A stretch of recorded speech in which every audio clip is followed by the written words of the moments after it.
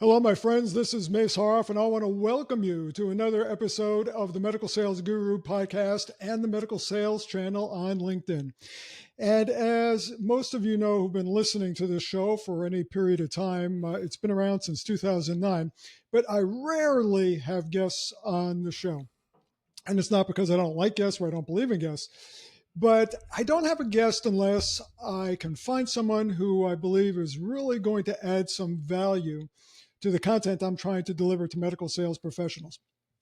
And our guest today is someone who fits the bill perfectly. Many of you know him. His name is Mark Copeland, better known as the Value Analysis Whisperer.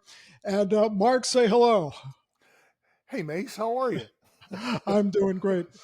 I just got to tell everybody that we tried to record this last week. Mark is such a good soul. He was on vacation at the Jersey Shore, and he got up early in the morning. He put on his flip flops, and we tried to record this, but we didn't have a good Wi-Fi connection. And what we're going to talk about today is so essential to medical sales, and especially emerging reps who are starting out. Let me give a little context, and I'll get into it with Mark. Mark, as you know, is a prolific poster on LinkedIn. I don't know how he sleeps, showers, or finds time to brush his teeth because he's always posting and commenting. But he had this post that just resonated with me. And the post said, if I were a new medical device rep today, what would I do or not do? Please add your own here. And then he started telling a little bit about his history. And then he got into 33 things he advises new reps to do if you're just getting into it. So I wanted to unpack this, and we're going to have some time to do that. And the first thing that Cope started with was he mentioned what not to do. And is it okay if I share this, Mark? Oh, absolutely, yeah. And then you could elaborate on it. This is the one thing that you shouldn't do. Mark said, well, I wouldn't push the button to run the C-arm on a Saturday while doing an ACDF with an HIV positive patient. Even though the surgeon said he'd stand up for me after I told him I'd get in trouble, he didn't. And I got called into the principal's office Monday, 8 a.m. to be threatened with being thrown out of a big account if I ever did it again. Yeah, young Cope, don't do that. So, Mark, so you're telling people not to push the button on the C-arm. Let's tell us about that. Don't push the button. So, the best posts I think, Mace, are the ones that. What would you tell your young version to learn, right? Because right. So I tried to write one of those one night, and it just stuff started. It wasn't some list I had posted somewhere to myself. It was things that I was just like, hey, big dumb Cope, young dumb Cope, right? My friends call me Cope, so please call me Cope. And I just started writing these things, and don't push the button because you're technically not supposed to, because you can mess up the warranty on that $250,000, $300,000 equipment that they're using in the OR from Siemens or GE or whomever it was with. And I did it because, not necessarily because the surgeon told me he would protect me. It was mostly because I thought it was Saturday. He's telling me to do it. I thought it was best for the patient, right? To get it done. So I stand by pushing the button, I think. But what I should have done and what I should have written was I should have called management Monday morning, 7:30 in the morning, and said, hey, listen, this thing happened. Because I knew radiology walked right in right after I pushed the button. And I could tell by the look on her face she wasn't happy on a Saturday morning. So I should have called them and told them, hey, look, here's what happened. Here's the background. I didn't. At 8:01, I got a phone call. And fortunately, I think, despite getting yelled at a little bit, I had a track record of not doing things like this. And I think it helped me, which goes to try to be professional, do the right things. Yeah. It does matter. It is the right thing to do. And sometimes it can save you from getting run out of a big account. And I think it did. So, So it sounds, does that make sense, Mace? Yeah, it sounds like the takeaway message here is you're going to find yourself in situations where you're going to be asked to do things that you may have been told not to do, or you shouldn't do, but it's a judgment call. And sometimes you're going to have to use that judgment, and it might come out against you, it might not. Well, So and if I can pull back to, like, I've been in court and I have had a CEO of a major company tell me the same thing my attorneys told me is, do what's best for the patient. Whatever it is you think, if you use that as your North Star, right, or your guiding principle, yeah, or whatever somebody wants to yeah, call it, you're generally, I mean, at least you'll be able to sleep at night. And, yeah. and I think like that's something that was a good example. That surgeon did not back me, totally hosed me, pretended like he didn't tell me. And I've Uh, never forgotten. And if I saw the guy in the street, we'd have words uh, because he moved. you'd Son of push a his buttons. yeah, metaphorical buttons. Yeah. Yes. But yeah, I do think like that was a good, a reminder of do what you think is best in the moment. And if somebody wants to Monday morning quarterback you, realize that like at least you did what you thought was right. Yeah. Um, and Yeah. man, that's a life lesson. But it was in particular, I think it served people like you and I and other people in this business well, because you will be put in spots where you have to make judgment calls. Well, I think you And it, summarized it right, well with sharing yeah, the wisdom. Do what's best for the patient. yeah, It's a judgment call, but ultimately, that's what you're going to be judged on at yeah, the end of the day. So let's get into these 33 things. We have a lot to yeah, unpack here, and I just look forward to learning why you made these recommendations. So let's start with number one: yeah, get mentors. yeah.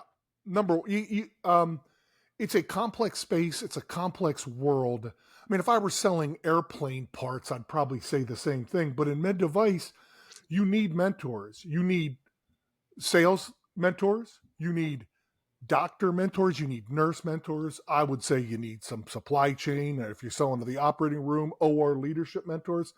You, because it's so complex. You have to have people that show you what matters, what the North Stars are of medical device sales, and they come from different areas. So I can't imagine not having them, and that's why I was like, I wish I'd have been actually more thoughtful about it when I was younger, right? So I should have made a list. I need to know people in this. I sort of did it off the seat of my pants or off the cuff, but I ended up doing this. So definitely do it. Now, a lot of people in this industry, though, they have strong personalities. They like to operate as a lone wolf. So a lot of reps are getting in. They go, you know what? I'm going to figure it out on my own. What would you say to them? You could do that. But are you doing what's best for the patient? Are you doing what's best for the customer? Probably. I mean, like, I think you'd have to answer that question yourself. I worked for a guy who's the most lone wolf I have ever met. And he had mentors. And I've never met a lone wolf like this guy, Bob Antonelli. And yet he had them, right? So I don't know. I mean, I think at the end of the day, do what's best for the patient. If me having Yeah. a mentor makes me better at my job and do the right thing, well, then that's what I'm going to go do. So, Do you think it shortens the learning curve in this industry? absolutely, it does. You can learn from somebody else's mistakes, Yeah. right? Like go make your own set then after, or Right. shortly Like thereafter. pushing the button.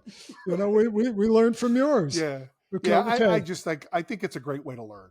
It's the best way to learn. It is. I agree. Let's go to number two. Learn the terminology of doctors. Yeah, yeah. Mace, I don't know if you experienced this, but when I got into med device, I already had 8 or 9 or 10 years of um, sales experience, and a lot of it was in healthcare. Like I was calling on doctors, um, and I knew what I was talking about when I got into spine, which is the med device space I got into. But I had no credibility. That's the hardest thing to earn. And when I learned the language of spine in this Mhm. case, it caught up with my knowledge. But when I learned the language, my credibility, you could see the credibility sort of on the reflection of the nurses, other reps, surgeons. Um, and I think like you have to speak the language of the people where you're working, or people will look at you as an outsider until you don't, How do So you do that? How do you learn the language? I can tell you two. I had great training at Pfizer. They taught us the Latin derivation of all these things. So I Yeah. knew ectomy versus otomy, right? Yeah. Lobotomy, like I've been accused Yeah. of. Um, and listening to a lot of lectures, and for me, I would write them down. Like I had cheat sheets, I had things to learn the language, and then I'd practice them driving places or whatever. But listening to doctors talk and reps, right? Like meant my reps that I admired and listened to, who were mentors, I listened to how they talk and paid attention. But you got to immerse yourself. And how you to learn French? Well, the best way to do it is go live in France, right? Like you got to immerse. You have to immerse yourself in it. So, Okay. Well, I mean, uh, great advice. You have to know the by the way, language. I don't know French. I don't know French, by the way. Just so, please continue. Okay. So one of your recommendations for emerging medical device reps is to go live in France. Got it. That's that's That's the that's takeaway. I mean, you might not learn anything about medtech sales, but you're going to love the food and wine, so it'll be a really good thing. Number three was one that resonated with me because it's something I used to do, Yeah. and sometimes I used to wonder why I was getting up so damn early to do it. Go to grand rounds. Tell me about grand rounds. Yeah. So as you know, Sounds grand like a rounds. cracker, by the way. Yeah. Grand rounds. Yeah. Well, it's funny. I had a guy who was teaching us at Pfizer computers, and he's like, "Oh yeah, grand rounds. That's where everybody gets together and walks around and talks about patients." And I'm like, "No, that's rounds. Like grand. No." And the guy said it like with tremendous confidence, and I was like, "The hell's he talking about?" Grand rounds is, generally speaking, where doctors, not surgeons, doctors get together. There's usually a guest speaker or a speaker from within the group talking about a certain medical topic. And every academic center has them on a regularly scheduled basis.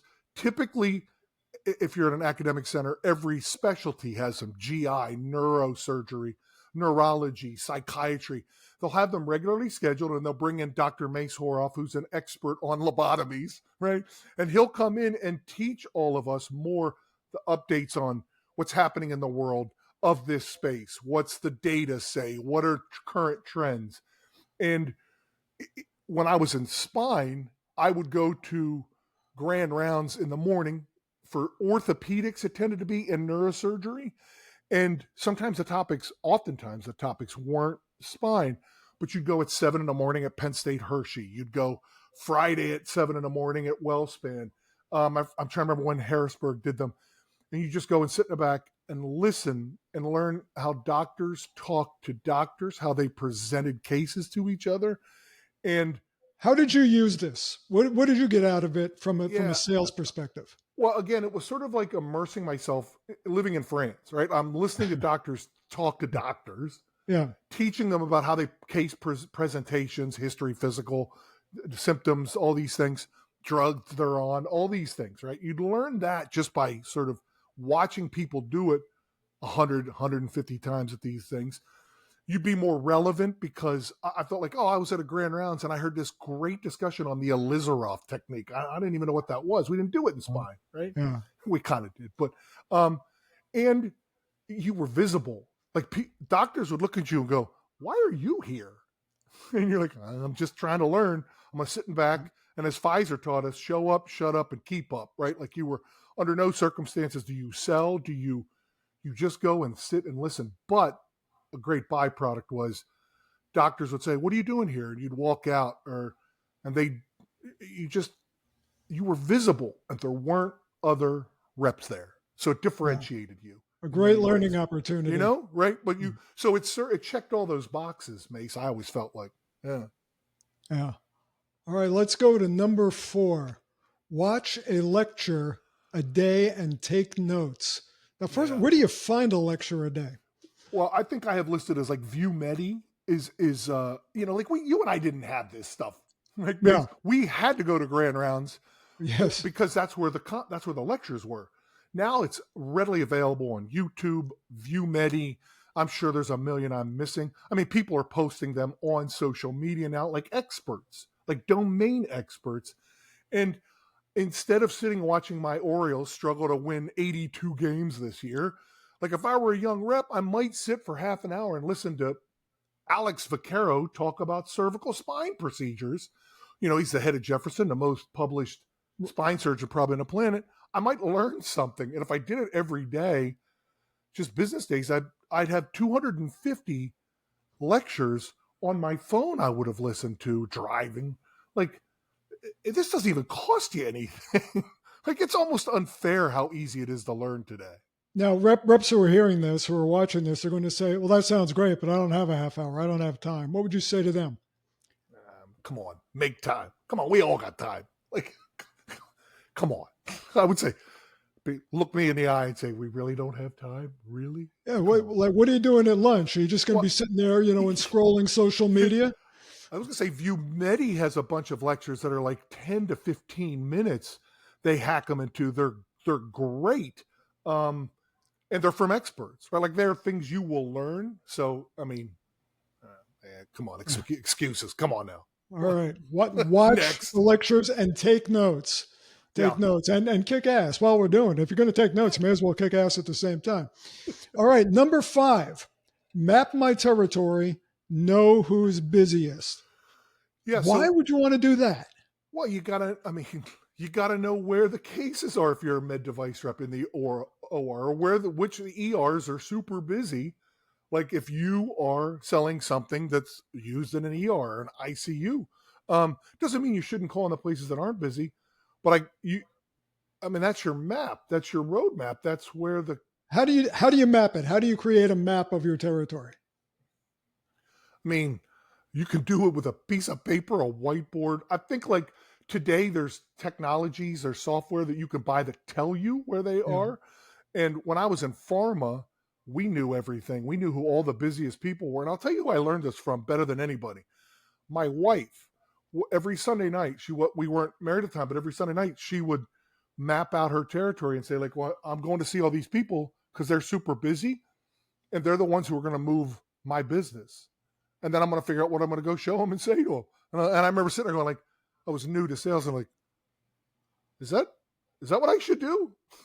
Like, I knew where to go. And then, God, if I'm working for Mace Horoff and he calls me, I better know where I'm going and why, because he's going to want to know. But Mark, I was just thinking. Remember, number 1, you had a mentor.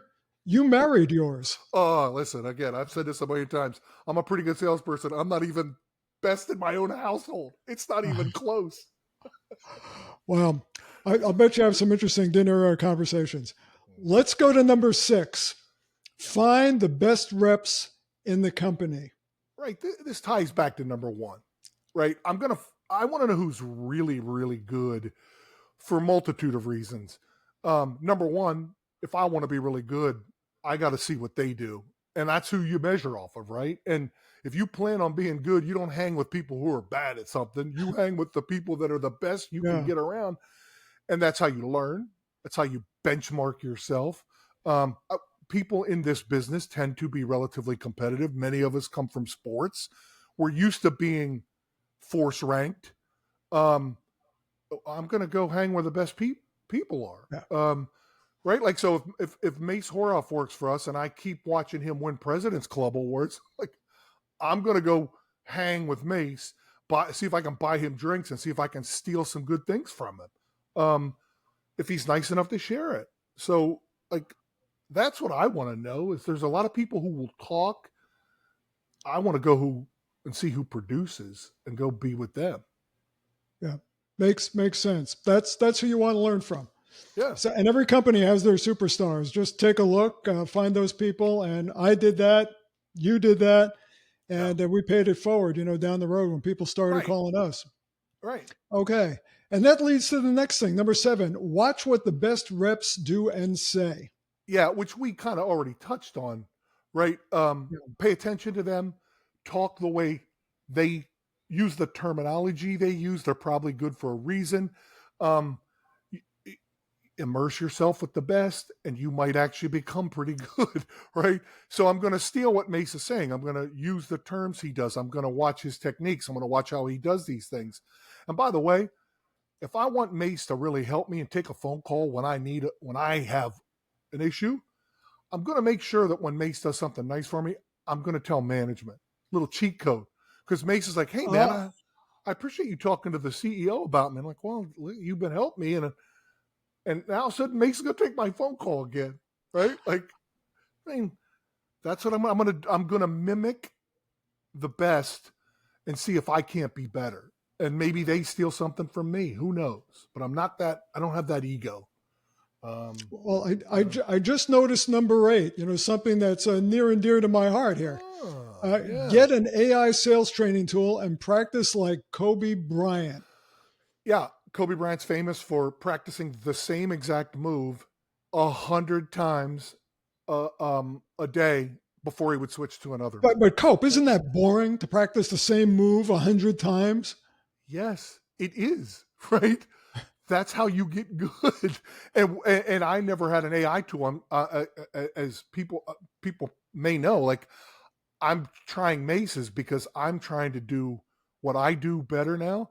And we all practice it, but why would I not use current technology to help me get more repetitions in faster with near world feedback without doing it in front of customers, right? Like, I don't want to play live. If I can avoid it, I want to walk in prepared as best I can. This is a new way that didn't really exist, and I'm trying to take advantage of it. So yeah, I mean, it's hard to tell Cope in 2005 use an AI tool because they didn't exist. Right. I'm hoping to make myself into an AI tool. That might have come out wrong. And nobody wants to be a tool, but you should use a tool. Well, here's the point. There's tools available now that you and I didn't have. Yeah. And if we wanted to be competitive, just like you talk about Kobe Bryant, shooting, taking those practice shots, we all got to take those practice shots because when you're in the real game, that's not the time to go, oh, I'm not really good at this. Anyway. Yeah, you'll love this. Pfizer, when we worked for them, we all had the voicemail things, the trees. Yeah. We would come back from a sales meeting on a new product or one we've been selling for years, and we would have to present into our manager and the whole group's voicemail. And you would leave a 3-minute detail, we called them. And that was it was a way of practicing. And then you'd listen to other people do it. And you're like, oh man, Horoff says that better than me. I'm stealing that. Right. Did you have to listen to everybody's voicemail? Oh yes. Yes, you. Well, particularly if you want to. Is that when you quit the company? Is that when you left the company? Right? No. It's like cruel and unusual punishment. But it was practice, right? It was right. semi-live practice with rubber doing it is practice. Listening to other people do it is torture. I do that for a living. I know, and so do you. I'm only kidding. It's actually a joy to listen and to help people get better. But when when it's not your career, it can be kind of torture. All right, number 9, a cool one, another cool one. Be the new guy in my territory for years. Now, This one, explain it to me. All right, so every experienced rep has had this. New rep Mace just got hired, and he's going to go ride with Cope. And we're like, hey, we're going to go see these guys. And I'm standing there, and I'm talking to the customers I've known for years. And Mace asks a question, and the doctor turns and says, "That's a good question." Blah blah blah. And they say something to you, and I'm like, I didn't know that, right? Like the newbie got information that I didn't even ask. So it's partly keep a new person mentality, because when you start asking questions that you think you know the answers to, but you don't, a lot of times you're surprised. Plus everybody wants to help the new person. So, you always hear, stay new as long as you can because people will help the new person. And so it's sort of it's a mindset and an advantage. So hopefully that helps. Hopefully that makes sense. It does. Makes a lot of sense. I didn't even think of it that way. But the new person is the one who's curious, who wants to learn. So they're not afraid to ask questions. They don't feel like they need to be the expert in the room. So they'll go, what does that mean? Why do you do it that way? And wow, what you can learn by asking those questions. That's a great one, Cope. Number 9 is one of my favorites so far. Okay. Number 10, learn one personal interest of everyone that you encounter in the territory. Yeah. It makes walking into places wherever you're going way easier if you can say, hey, Mace, how about the Eagles this weekend? And oh man, I know your Are you favorite. talking about the rock group or the football team? Well, it depends on which Mace I'm talking to. They played in the same venue, so As it's a kind of, yeah. Chiefs fan, let's talk about the rock and roll band. But like, you'd be amazed at how if you have one thing to talk, it makes it easy to remember somebody. It helps them remember you. Think about if you're walking in and somebody see once a month, and they're like, "Hey, Cope, Chiefs going to be any good this year?" And I'm like, "How did?" Well, he remembered me. Yeah. Right? Like it's sort of one of those subtle, and it makes that person feel special because they are. And I think like it's just a great way that if you can't remember names, at least remember an interest of everybody, of everybody. And I found it to be incredibly helpful, and people will hold the elevator for you. They'll give you a little competitive information. And you get a lot more smiles. I mean, so like, who's Even the Chiefs fans will hold the elevator for you. Yes, There might not be an elevator; they just might hold the door open so you could fall down into the shaft. But, that's all that's my the way Eagles it, friends around here. Well, yeah, and number 12, number 11, excuse me, goes along with number 10. You wrote, yeah, yes, yeah. everyone, the security guard, the front desk, the VP of supply chain. Yeah. Partly for two reasons. You'll hear, I think, a lame reason is, oh, they might be able to help you someday. Okay. All right. I get it. Can we go to maybe a little bit of a higher thing? Like, if you do this with everybody, everybody will do it with you. And your day goes better. You will look up. And then Mace, I got Mace riding with me. He's my VP. He's my boss. And everywhere I go, everybody seems to know me. Like, what's Mace going to think of me? Well, he's doing something right because everybody seems to know this guy. But it's actually, it's just the right thing to do, right? Like, it's certainly not going to hurt you. And so do it with everybody, not just the important people. That's what I think I'm reminding myself. Yeah, I mean that's the best reason to do it. You never know when it's going to come back and help you at a time when you need it. I literally got the sale on a tourniquet system because the OR materials person was sitting in her office at 10 o'clock on a night, and she didn't know which system to get. So just jokingly, she said to a guy named Ivan who was mopping the floor outside his office, which tourniquet system should I buy? She said, well, who's selling? Well, should I get the one from Mace? Should I get the one from XYZ? And he said, oh, get it from Mace. She says, why should I get it from Mace? She says, because he's the only rep I know. He's the only one who talks to me. And I got the sale. And that was the reason. Man, that's true story. And that's such a great story for, like, I just got chills.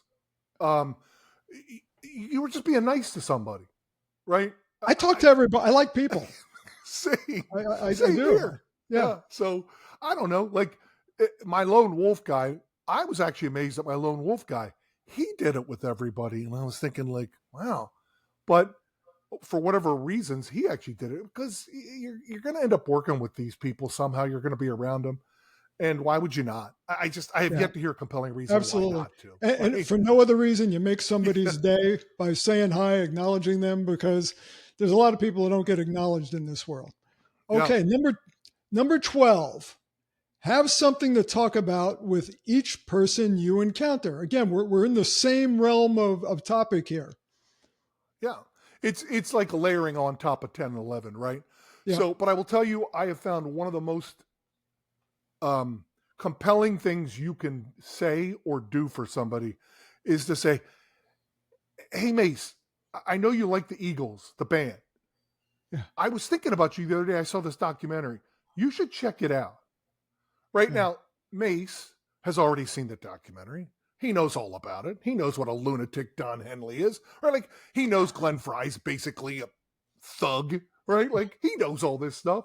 May he rest in peace. Right. But Mace knows I'm thinking about it. And like, and you're not going to be able to do this for everybody. But like, literally, I used to walk around. I still do it to an extent. Is I'll have, like, you have a profile, context. I'll have a topic that, like, if that person, I can't remember who they are, what they're, but I know they like the Eagles band. Right. And if I see something, I might remember to send it to them. You're thinking about them like that. that's for me, that has been a big advantage. Because I am, but I mean, now you could cheat. You could do like Google alerts and stuff and go, man, I got a whole list of people that like the Eagles, the band. I can send this all to them and they'll all think I'm a wonderful person and I'm not, right? People Whatever. remember you when you remember them.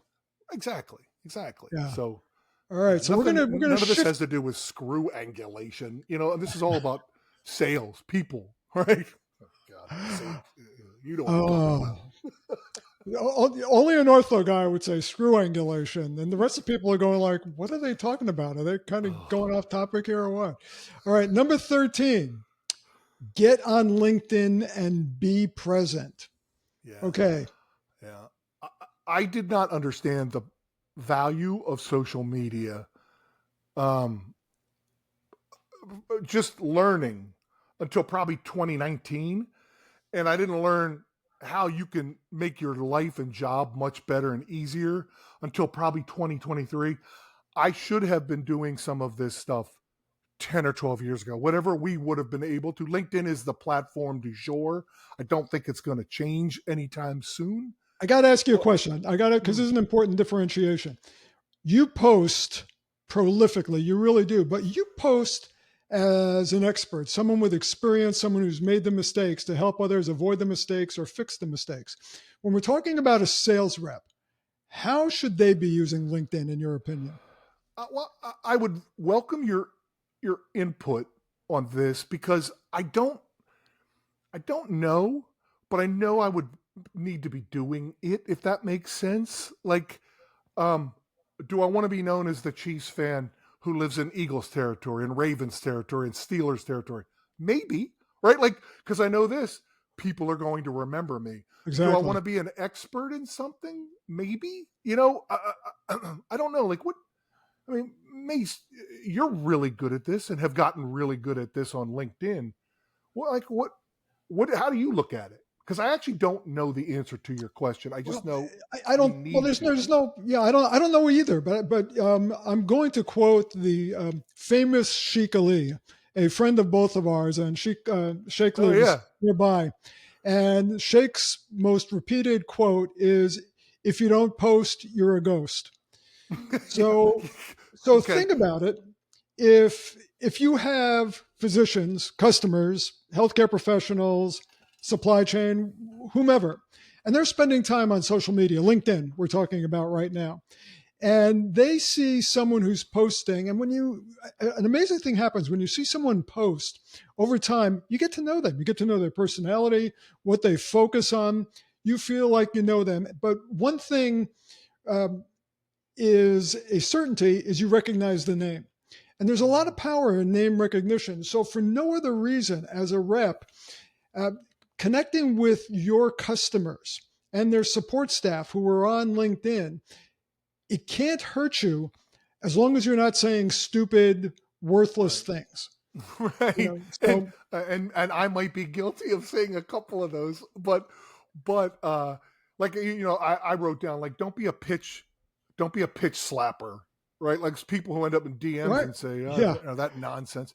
And yes, don't be a pitch pirate, which is a term I think I ripped off from my friend Seth Turnoff, who again I've never been in a room with, but we're friends because we know each other now through LinkedIn. Where that's like Mace says, "Oh yeah, you should be thinking about something like this," and then somebody goes in your replies, "That's why we created, super colon blow." You're like, really, dude? Like you're gonna really that? You look like an amateur, right? Don't do that. Pitch slap and pitch pirates look amateurish. Um, but I do think I know this. Had I been on it 10 years ago, I would be even farther ahead than I am now.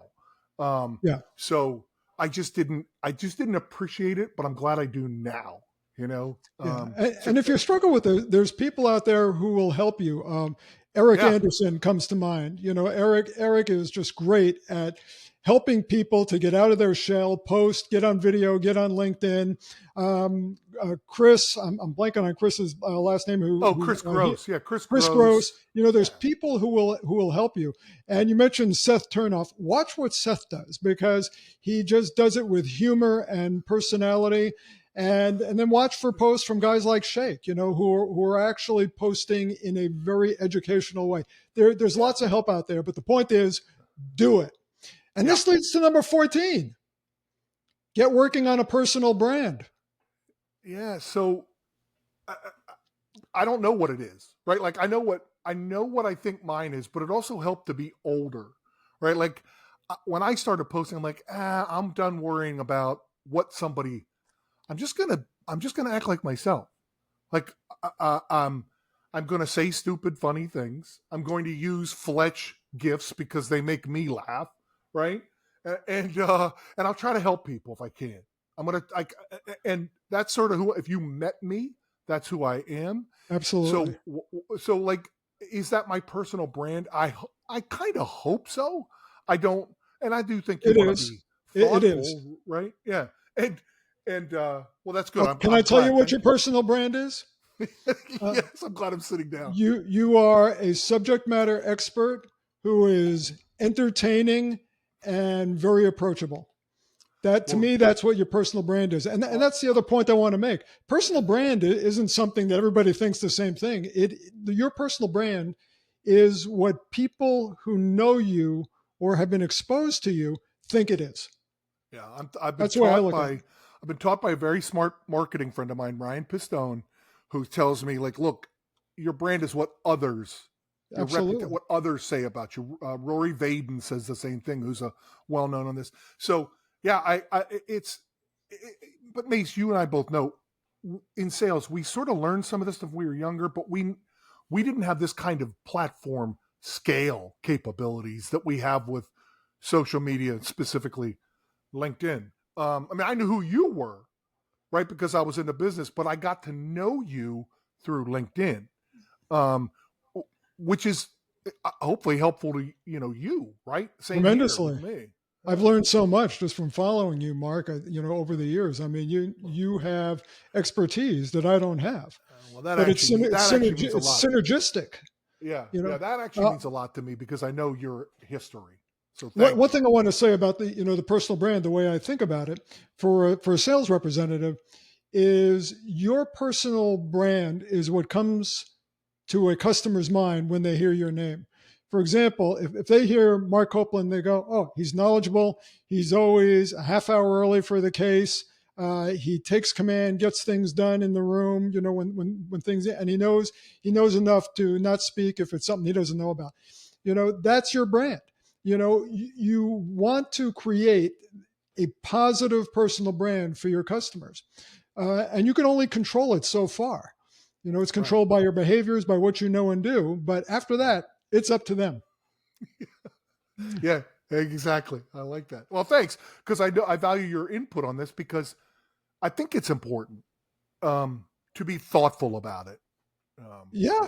So Well, yeah. it's everything. People like to quote Bob Berg's "Know, Like, and Trust," and it's know, like, and trust is a reflection of how people see you or see your personal brand, what the brand is to them. Let's move on from personal brand. I'm sure it'll come up again, or it should. It's always coming up. Number 15, talk to the speakers at our sales meetings, create a relationship with them. Yeah, yeah. Interesting. Unbelievable cheat code for me. Like, I can't even begin to tell you how I've cheated. Uh, Leslie Lunt, Dan Cohen. These were speakers at the company before I got into med device. Yeah. World-renowned experts, right? Paul C. McAfee, spine expert. And they'd be at our meetings or sales meetings or whatever. And then I go talk to them afterwards and say, hey, listen, that was awesome. I'd take a bunch of notes because I'm trying to learn. And I wanted them to be mentors.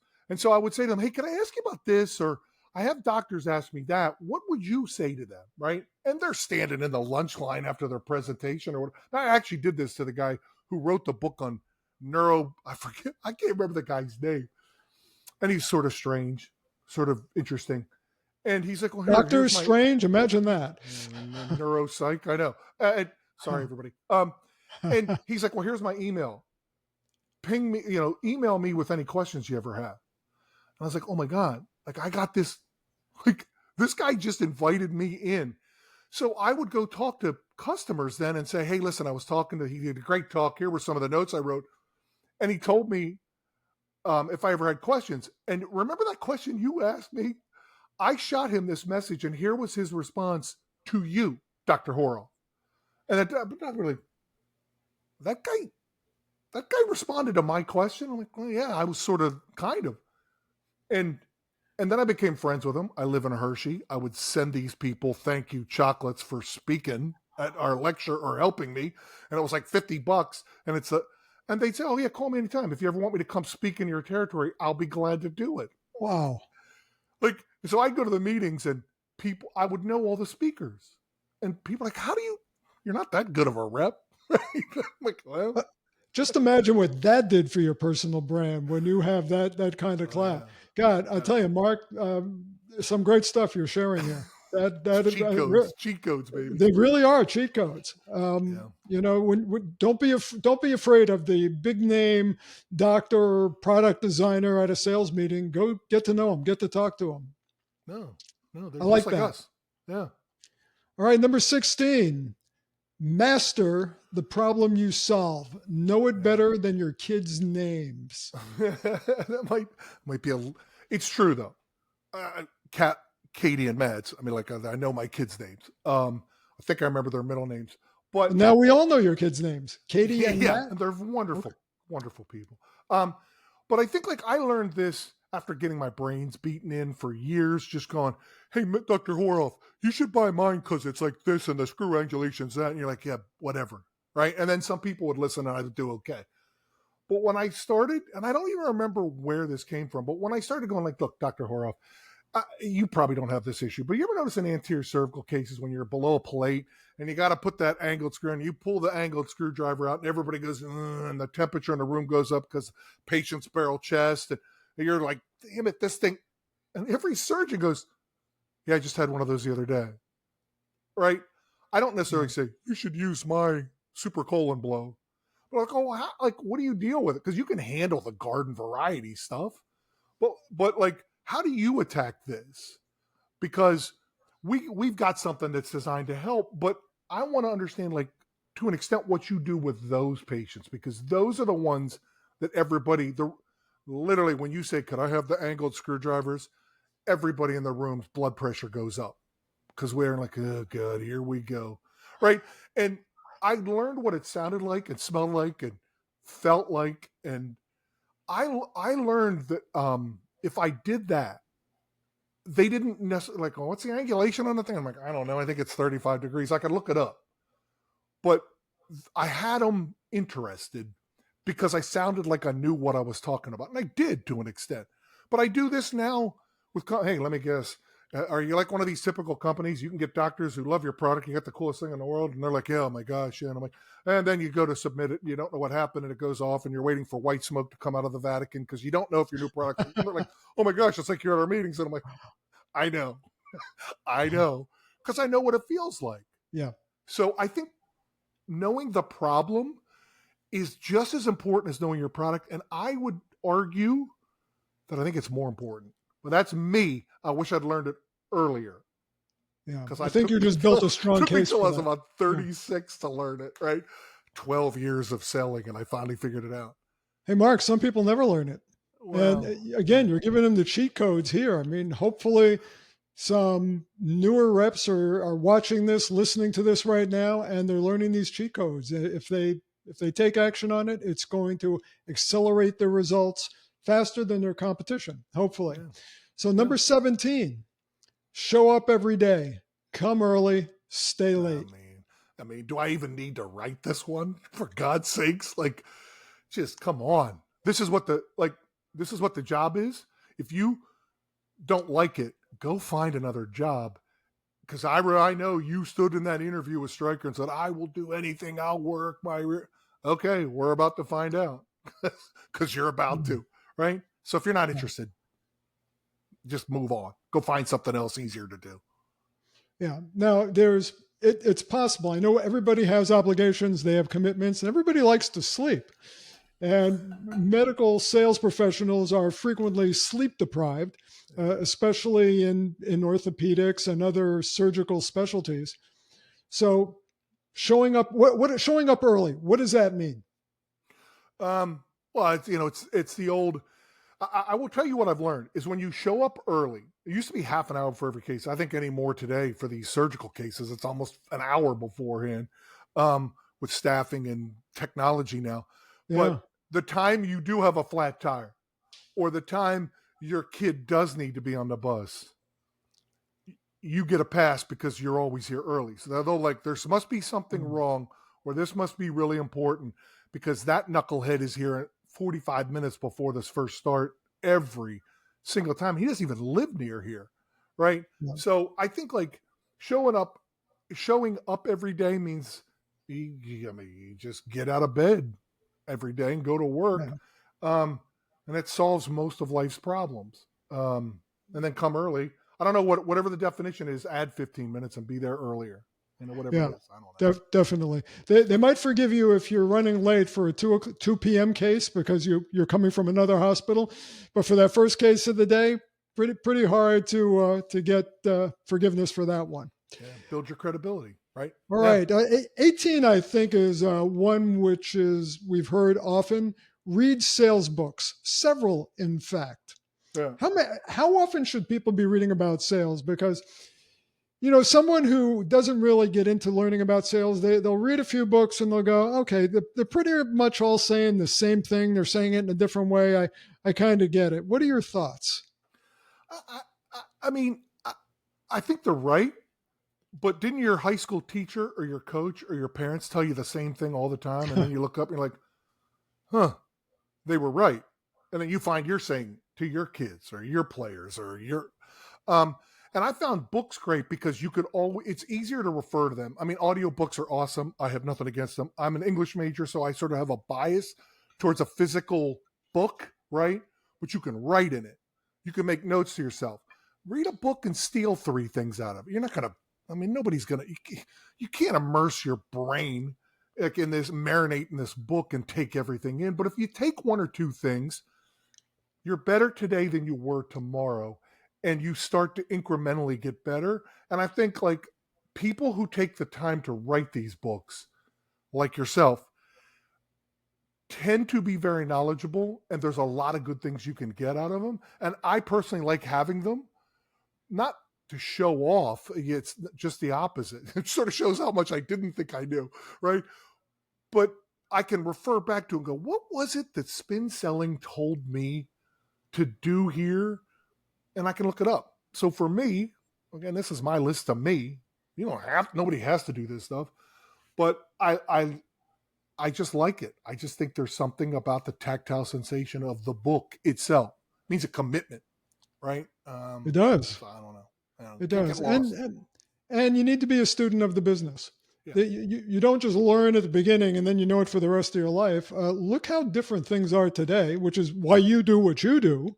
Yeah. Than they were when guys like you and I started years ago. For me, decades ago. The goal was get the doctor to like your product and mission accomplished. Yeah. And now it's pretty much cool. Now the work starts. Yeah. Now you get the doctor to like your product and he's pissed off because he can't use it. So yeah, right, exactly. So that's the job today. His job is to go around and piss off doctors. And then learn Copeland's value analysis approach so you can make them happy again.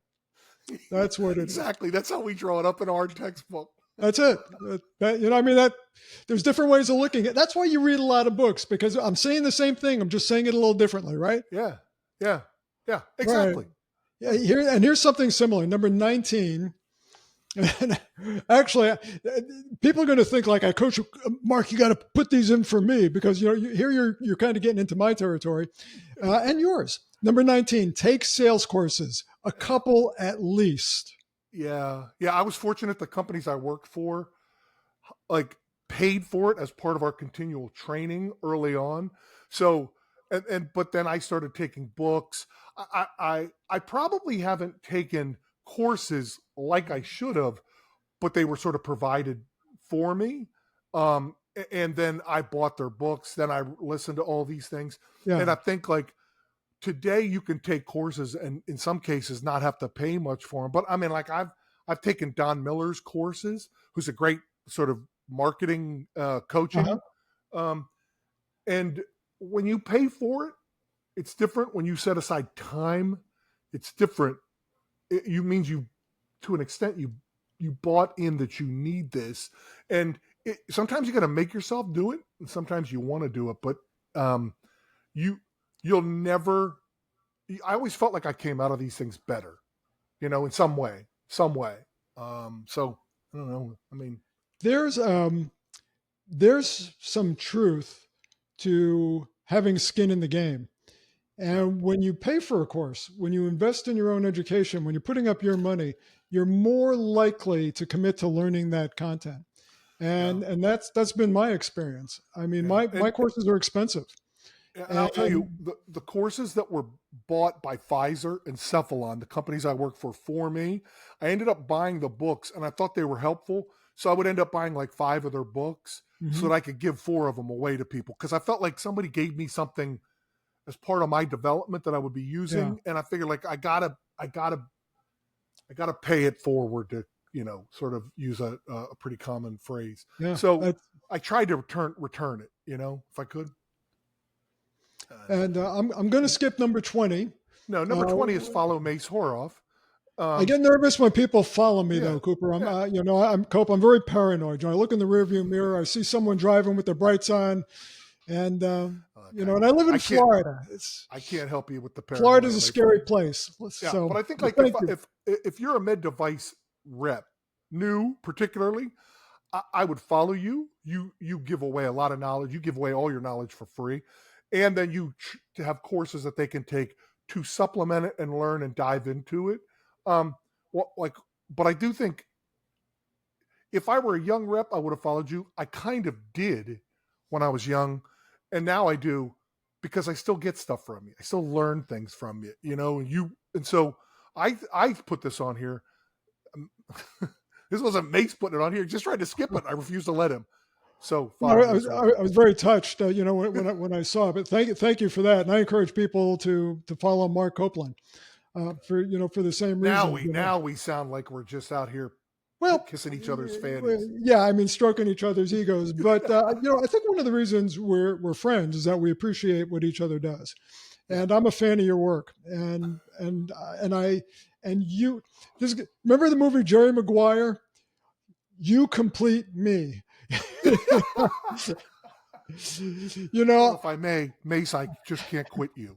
I'm going to go with a different move. All right.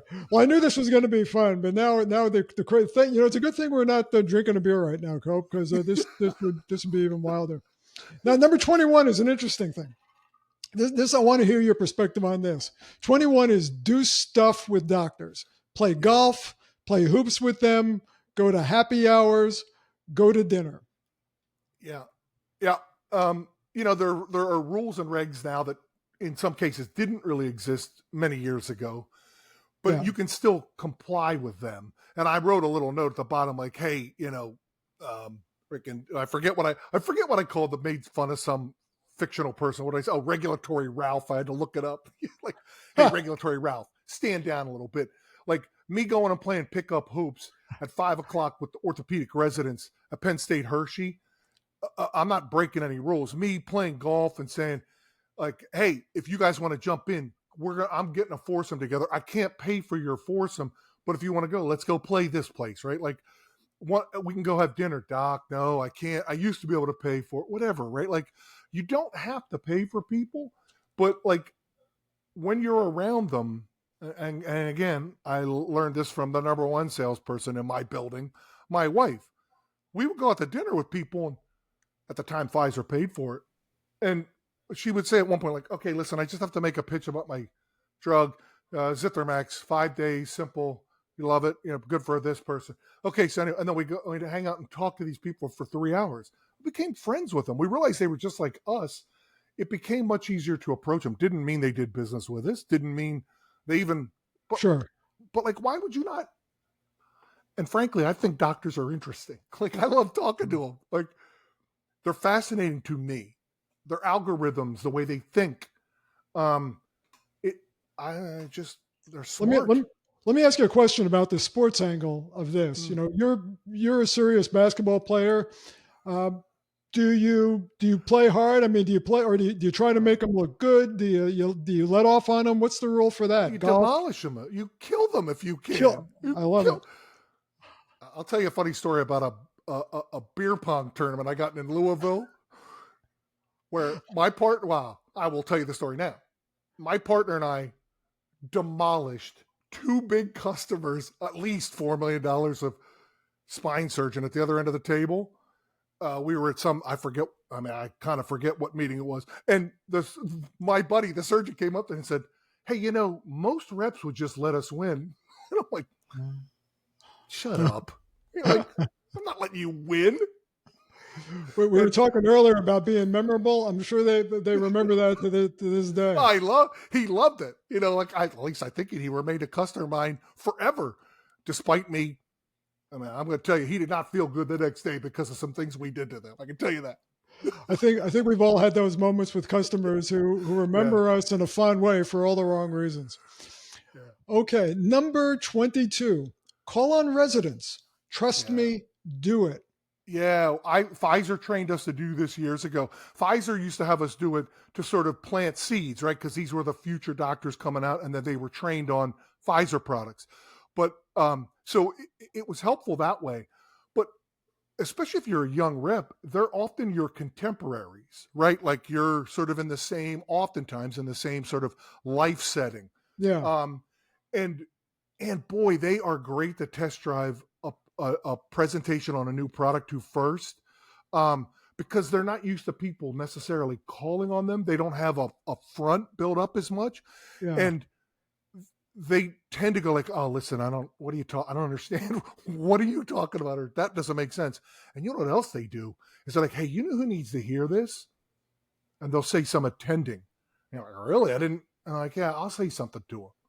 But there's a rationale behind it, but it's a great, like, using your AI tool it's a great way to practice.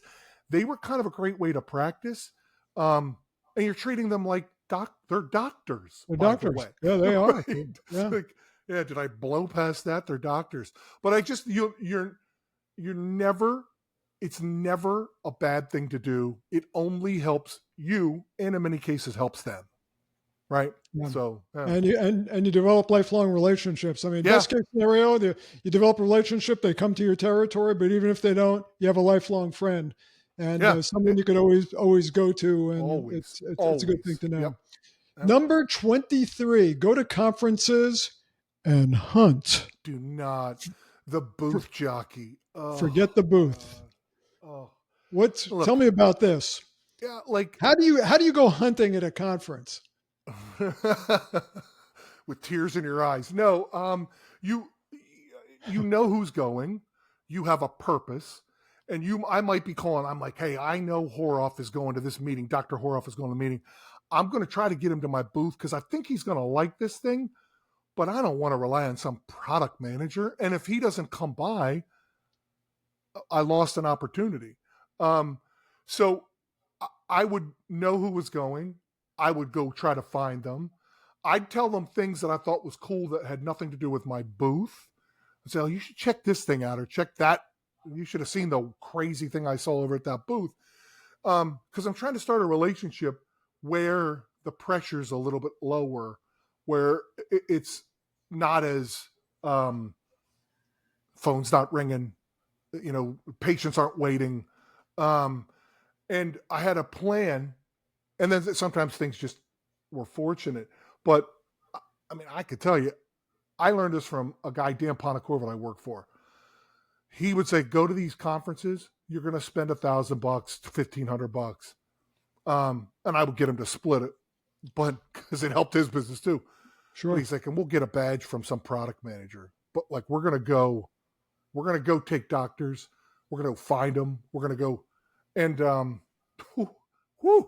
did a lot of selling at those conferences. Things are a little bit different these days because I think COVID affected some of these conferences, but I still think there's probably value. But man, it took me about 2 years to figure that out. Dan had to convince me. He was absolutely right. Yeah, I spent a lot of time at the orthopedic meetings, those conferences, but I just learned something from you. I never thought about it back then, but go around, learn the booths of the other booths that are in the exhibit hall, and point your doctors to those as well as yours. I mean, I was Yeah. always fixated on my products, but what you just shared, man, that's a great way to add value with your customers, where you Well, become do a what May resource. said. Do what May said and sprinkle a little bit of mine on. But like, go do it. Go hunt. Yeah, Right. for sure. Yeah. Definitely. Number 24, learn basic business terms. Tell me about that one. Yeah. And I didn't have any training on this. Right. So I'm telling myself what I should be doing because I learned how much this helped me. Like, no, everybody throws EBITDA around. Let me guess, you're going to quote Charlie Munger, right? Whatever. I'm not interested, but I do want to know what the revenue, profit. Um, when I learn some of these things, and I could speak to decision makers or doctors or whomever about these things and use the right terminology, two things happen. People people thought I was smarter than I was, or people actually like said, "Oh, he can keep up with us a little bit because he's not." It's the terminology, right? And so I made a glossary a couple years ago that I share with people for all these terms that are simple because I'm an English major basketball coach salesperson. At no point did you ever see MBA. I was closer to the NBA than an MBA, and I was not close to the NBA, right?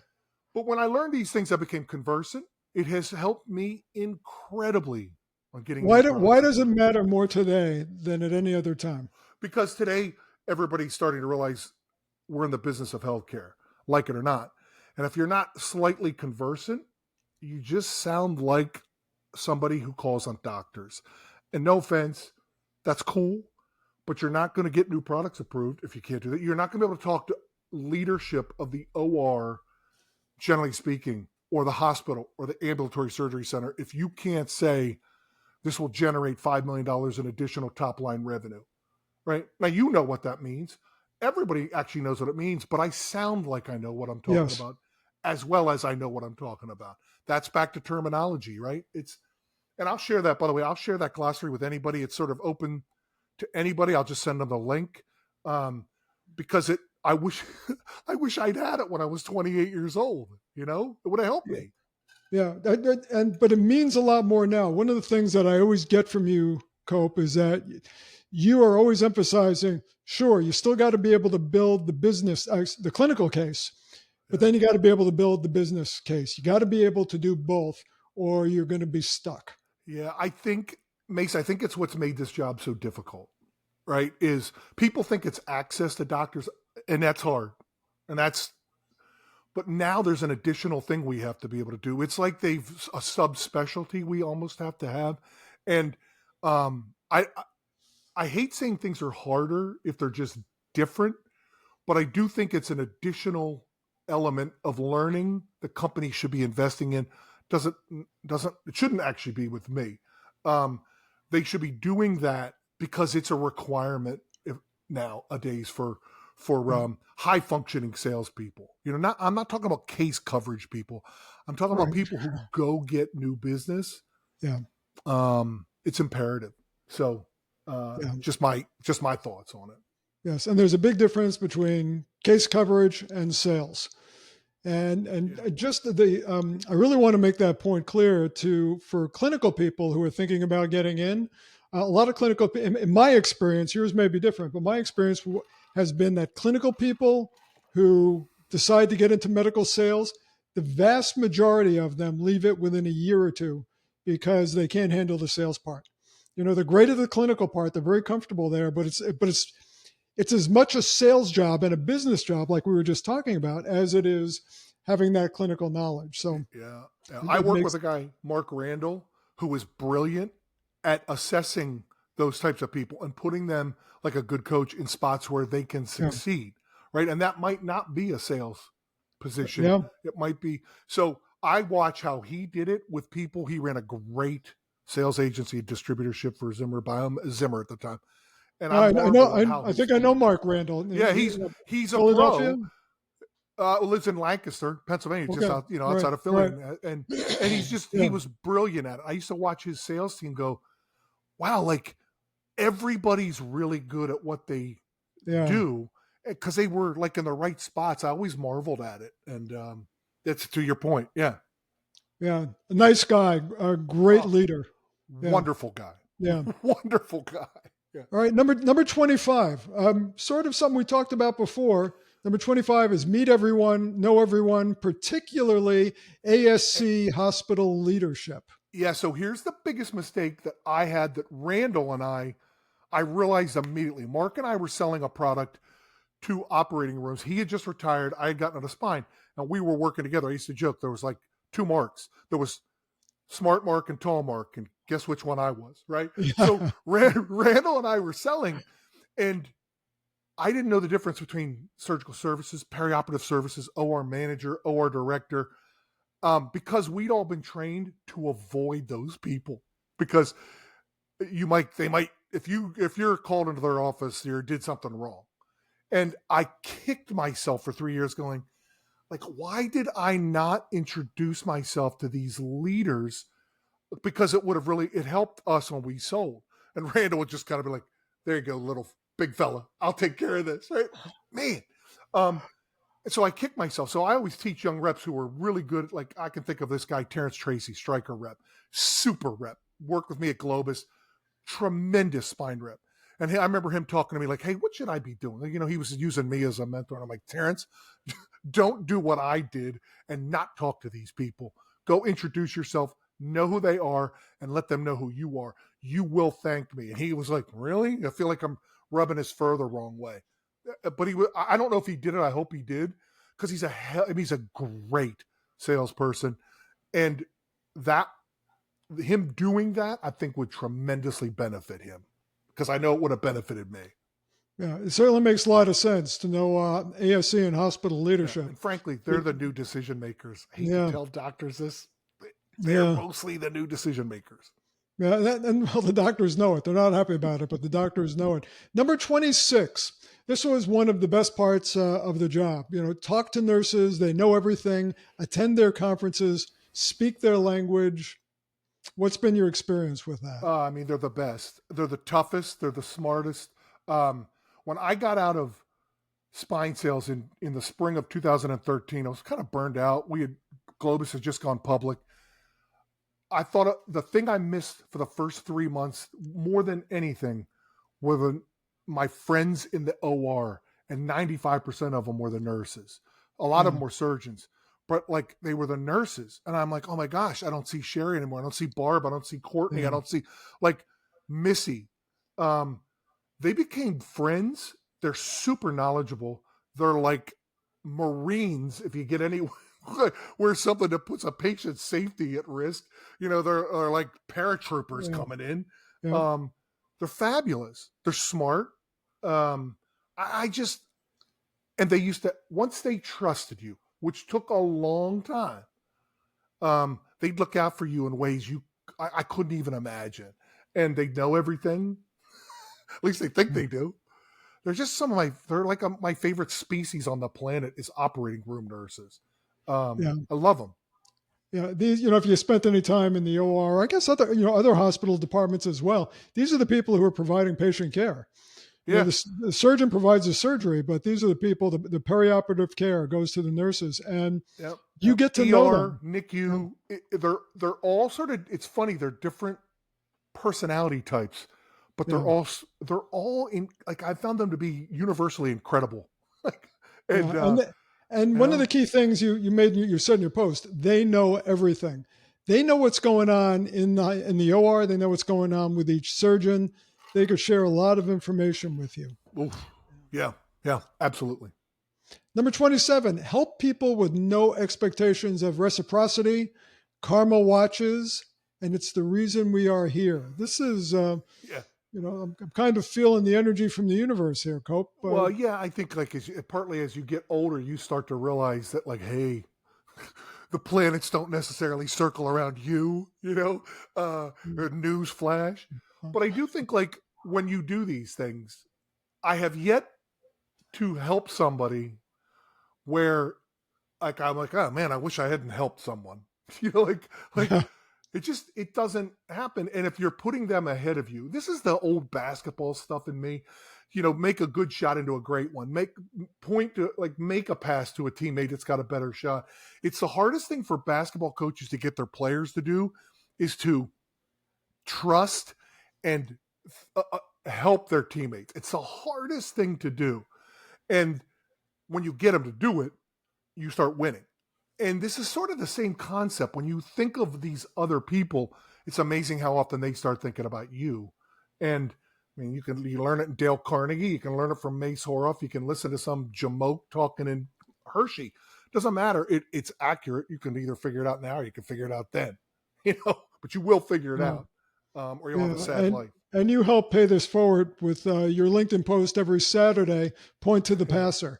It's something that everybody looks forward to doing. I don't go on LinkedIn on weekends. I deliberately take a holiday from that, but I will sneak in just to take a look at Point to the Passer, because I got to tell you, it feels pretty good when you see your name on Cope's post, where he's giving you some, some credit, some applause. It's kind of like, being Times Man of the Year or getting a Pulitzer or an Oscar. No, it really is. I mean, a lot of people go, I'm not the only one who goes on it. Am I in Cope's Point to the Passer this week?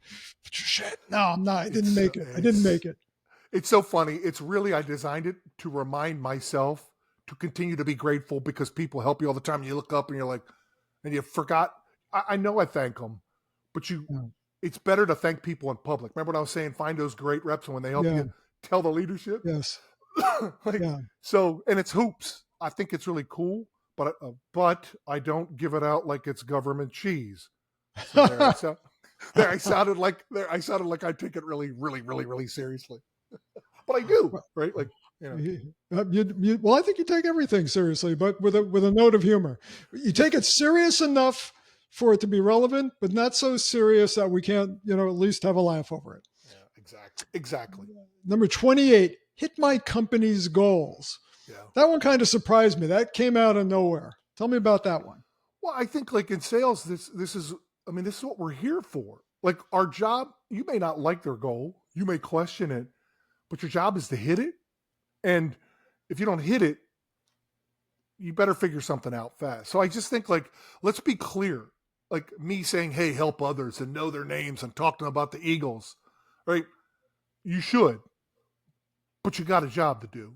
Yeah. We have to go do it. And these things I talk about might make your soul feel a little better and might help you hit your goal. But if you didn't hit your goal, you're not doing something. You need to go take Mike Mace's courses or go practice, right? Well, you have sort of a follow-up to that. Number 29 is have higher personal goals. So we're talking about goals now. So let's talk about both of them. Right. I mean, like I used to come out with my own quota before my company did for a multitude of reasons. But I felt like if I don't, and I always wanted it to be higher. I always wanted them to go, hey, here's your quota. And I'm like, good. Cause I thought it was going to be like, I'm thinking, I actually was thinking it was going to be higher than that. But like if you push yourself a little bit, even if you try, you have to have your own. We all are goal oriented. If we're not setting our own goals, I don't know what we're doing. And it's cool if Mace has expectations of me. I work for him. He gave me a quota, but I got bigger expectations because I'm not here to meet expectations. I'm here to exceed them. And the expectations that are the most difficult to meet probably are mine, right? So, otherwise it's boring. Well, you got to know what gets you out of bed in the morning, right? Yeah, and you know it better than anybody else, probably. Yeah.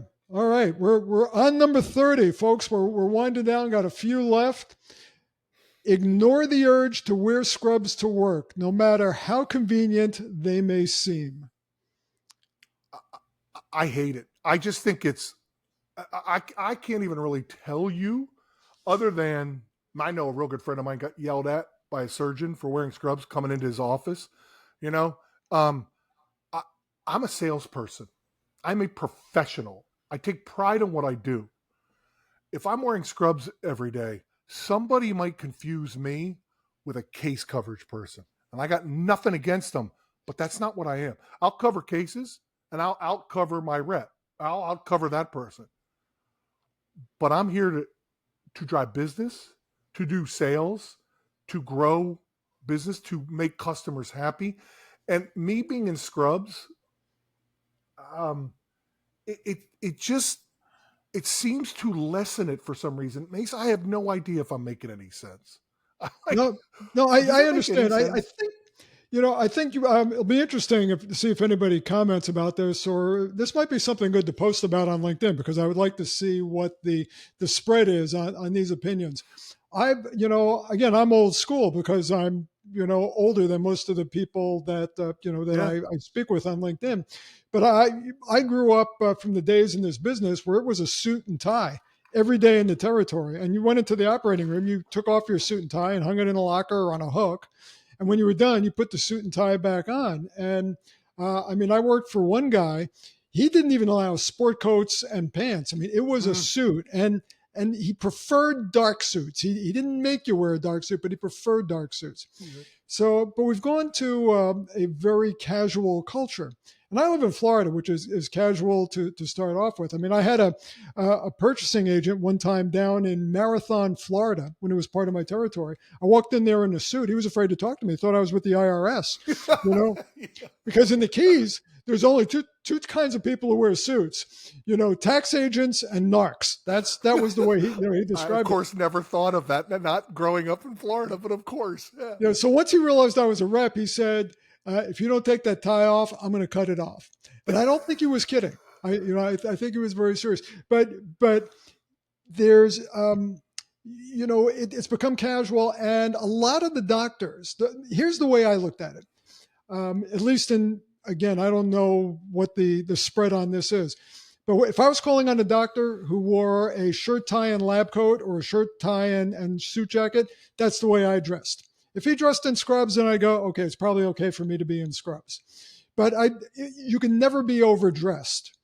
But it's thought. I mean, there's a lot of consideration, in this, and how you dress really determines how people perceive you. And if it elevates your professionalism a little bit, nothing wrong with that. Yeah. I agree.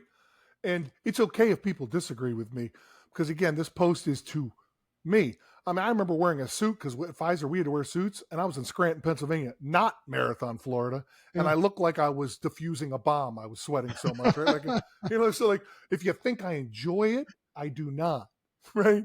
Yeah. But Yeah. I just think, particularly today, I see people wearing scrubs, and I've seen people wearing jeans, and I'm thinking like, I know this. People aren't going to confuse me with those people. Yeah. And whether you like it or Yeah. not, if it sounds condescending or arrogant, maybe it is. I don't mean it. I'm just Yeah. telling you. Well, When no, I'm walking and in that's here, I think the point is we all get to have our own thoughts and opinions about yeah, this, and it's not necessarily right or wrong, but it's how do you want to be perceived? You get to choose, and right. we'll let you make your own case for which one you think is right. And again, I'll run this post on LinkedIn. Maybe you will too. It'll be interesting to see what Feel happens. free. People can fire missiles at me. I'm not changing, but it's interesting. It'd be interesting to hear what people say. Ask the question: should people wear disposable scrubs, paper scrubs, to work? And that might get some responses. I've noticed nothing gets a bigger response on LinkedIn than when you talk about people having to buy their own scrubs. And we're not going to get into it here. I don't even No, want to sir. touch on that.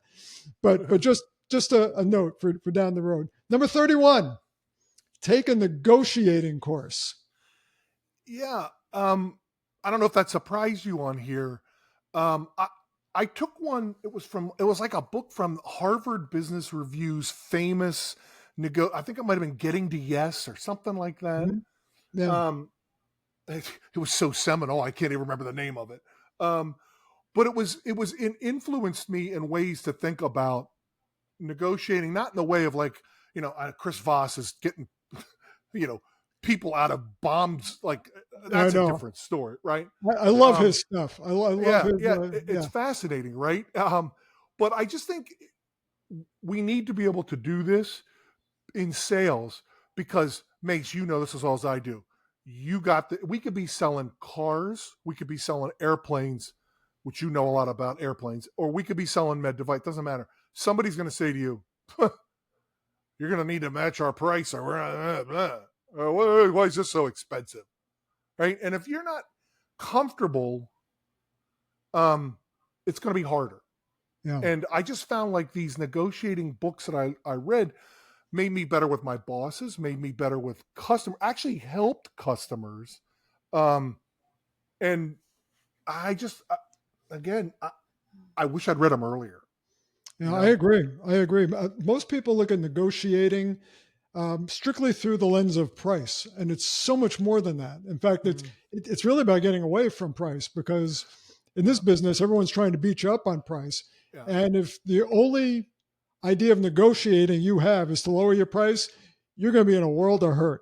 Well, yeah, and I think like getting to yes, I remember sort of saying like, hey, how can I get everybody here some sort of win? Because if I can, this is going to be easier. I might not be able to, but at least I'm thinking that way. And that's not what people think of when they're talking about negotiating, right? But that's what they talked about. And so I found that helpful, take it for what it's worth. For sure. Well, I think anyone who, if you're even remotely curious about negotiating, study a little bit, at least read a book on it. There's some great books on negotiating. Number 32, listen to customers' complaints. Keep mine to myself. Yeah.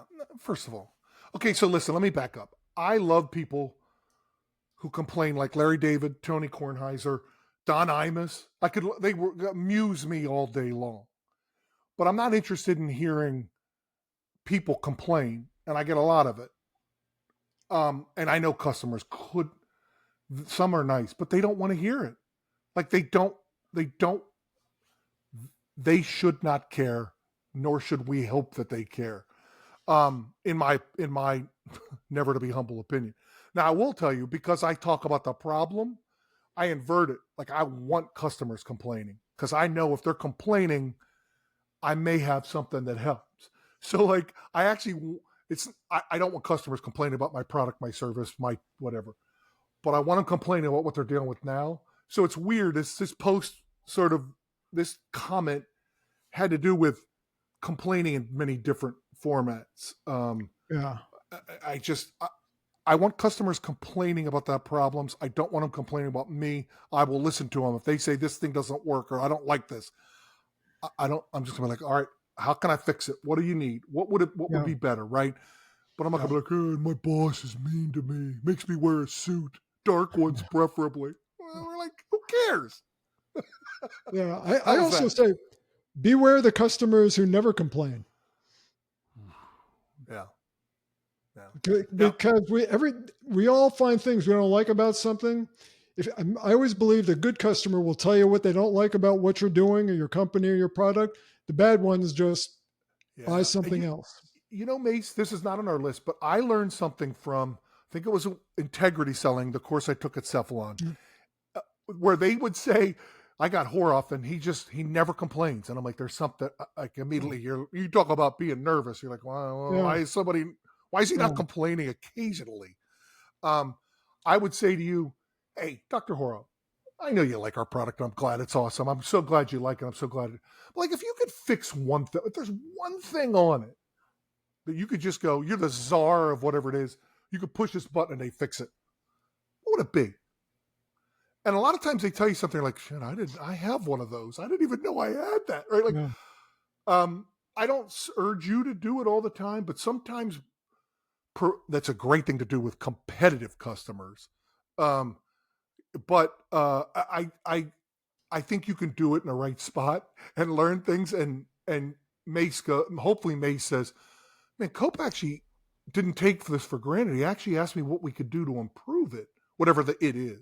Yeah. I don't know. I throw it in there, I think we went off on a really good tangent there. We expanded on your original post. It's sort of like the rep who does a sales pitch and doesn't get any objections and thinks it went great. And so did he tell you what he liked? Nope. Did he tell you what he didn't like? Nope. Any objections? Nope. It was a good sales call. Nope. Were his pupils dilated? Did he have a pulse? Like, yeah. No Yeah. complaints. Yeah.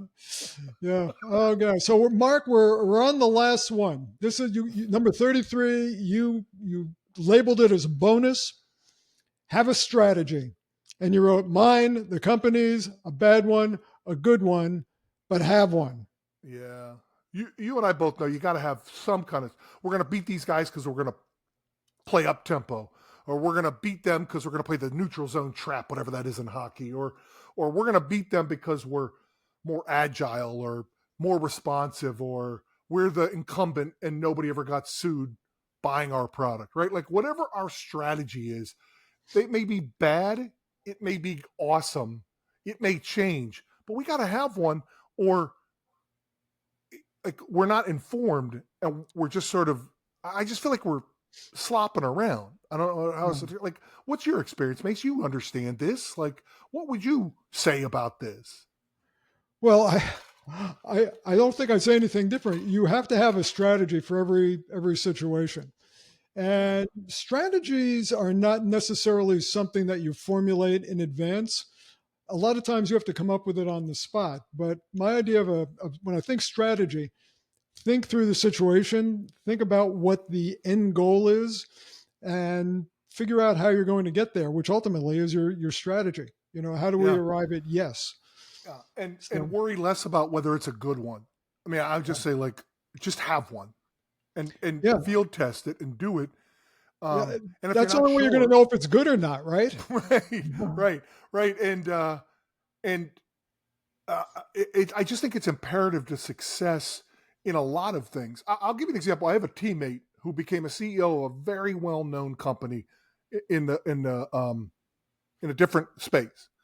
And I remember him doing a commencement speech saying, "Hey, listen, like I wanted to be a CEO.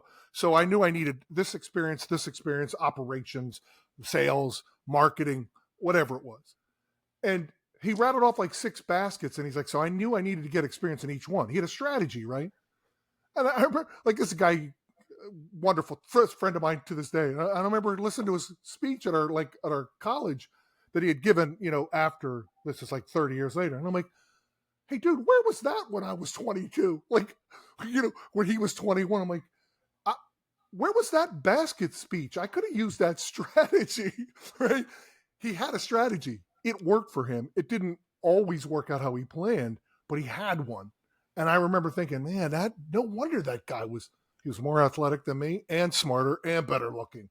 Um, and so like I think it's important to have something. And if you don't, find a mentor and say, what should I do strategically? How should I think about this? And then you're on the right path.